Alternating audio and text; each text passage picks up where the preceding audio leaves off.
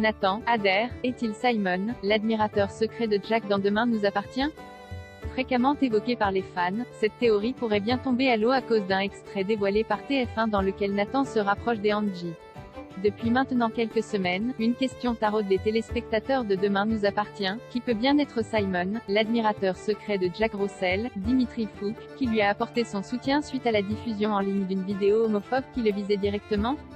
Et si l'épisode du 31 décembre semble avoir rayé Lilian, Sylvain Le Gall, de la liste des suspects, aux grandes dames de Jack, il a également fait émerger François Lehaut, Emmanuel Moir, en tant qu'admirateur secret potentiel.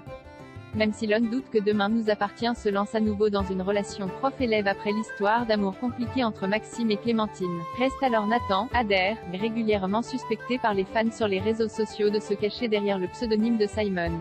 Une révélation qui aurait pu être totalement plausible puisque, depuis son arrivée dans le feuilleton de TF1 cet été, l'ancien pickpocket n'a pas eu de relation amoureuse, en dehors de son crush sur Charlie, Clémence Lassalas, qui s'est rapidement transformée en belle amitié. Il n'aurait alors pas été très étonnant d'apprendre que Nathan était en réalité gay, bisexuel, ou pansexuel. Mais les auteurs de Demain nous appartient en ont visiblement décidé autrement. En effet, dans un extrait inédit dévoilé en avant-première par TF1, on découvre que le personnage campé par Adair va très bientôt se rapprocher des Angie Lopez Diallo, Louise Marion. Dans cette vidéo, intitulée Coup de foudre à 7, Angie surprend une conversation téléphonique entre Nathan et son père, et comprend que ce dernier est alcoolique. Nathan se confie alors à sa camarade de lycée sur ses problèmes familiaux et sur les soucis qu'il rencontre actuellement avec la justice. Je vais sûrement passer le début de ma vie d'adulte en tôle. Parenthèse ouvrante, point parenthèse fermante. Trafic d'ordinateurs volés, je risque jusqu'à 5 ans de prison pour ça. Du coup mon avocate essaye de jouer les circonstances atténuantes. Genre enfance difficile, père violent, alcoolique, après, je ne sais pas si ça suffira. Des confidences qui ne laissent pas Angie de marbre, toujours prête à se révolter contre les injustices du monde qui l'entoure. C'est ton père qui ne s'occupe pas de toi, c'est normal que tu fasses des conneries, non?